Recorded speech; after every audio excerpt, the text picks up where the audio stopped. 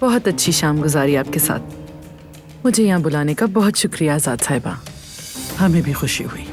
असल में आपका आना हमारे लिए बाइस से इज्जत है, इसलिए आपका भी शुक्रिया। आप कभी भी किसी वक्त भी हमारे घर आ सकती हैं। हमारे दरवाजे हमेशा आपके लिए खुले हैं।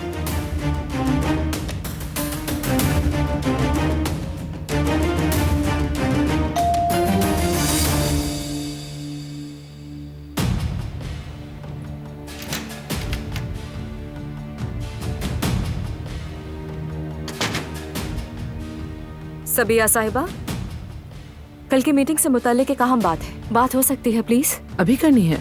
जी जरूरी है।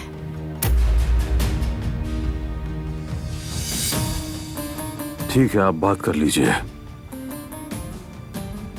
इजाजत चाहती हूँ।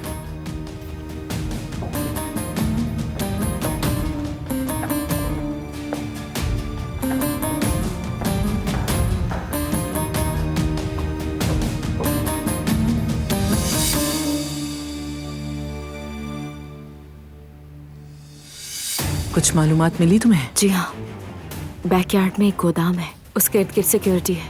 तुर्कत को जरूर वहीं छुपाया गया है। तो ये बात है। अब क्या करें? मैं जानती हूँ क्या करना है।